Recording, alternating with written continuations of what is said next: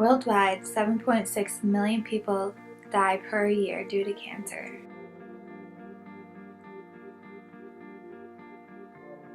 In the United States, 550,000 die each year from cancer. In Michigan alone, 57,506 people die from cancer.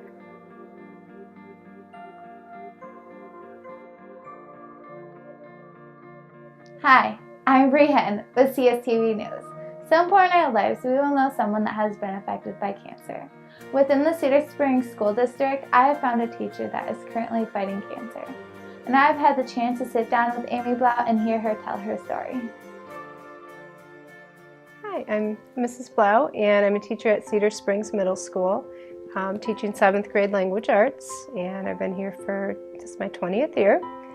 I was diagnosed with breast cancer on May 6th of 2013, and it was really hard. One of the hardest things was losing my hair in the beginning, and I wasn't really worried about the chemotherapy then, but just the hair was super hard. I've had a mammogram early, starting before I was 40, and so the early detection was key. They saw that there was a small lump, and that was noticed in April of 2013. And so I had a biopsy, and they checked and they found that it was cancerous. The doctor called me. He knew about it on a Friday, but he called me on a Monday. He said, "Oh, I don't want to ruin your weekend." So I'm like, okay. He called me here at school, and I was expecting the call, but I wasn't expecting the results.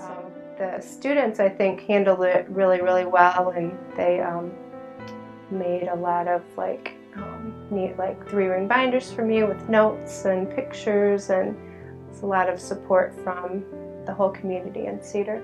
And then I started my treatment at the end of May, and I had 4 really large doses of azithromycin, and that's what kind of had me down for a while. About 5 days after each treatment, I was not feeling well, just really not so much nausea, but just really a lot of fatigue, and I had to ask other people to help me, like to make meals and just to do housework, and that's the one thing I've learned, is just to not be afraid to ask for help when you need it.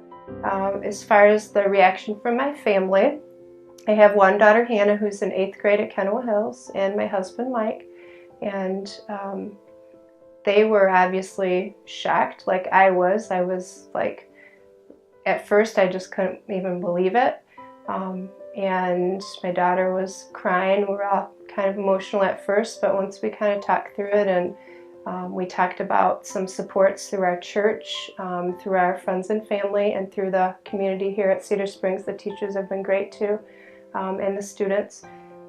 We got a lot of help.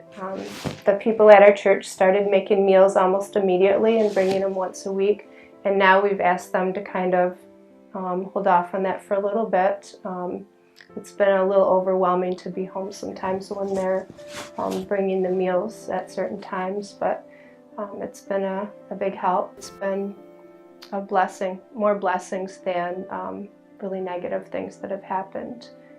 In studies, about 65% of cancer survivors have lived at least 5 years since their diagnosis. 40% has lived 10 years or longer. 10% has lived 25 years or longer. Through their everyday struggle, they have put up a fight and are not willing to give up till they have beaten it. Even though Mrs. Blau is currently fighting cancer, she looks at it as a challenge rather than an illness.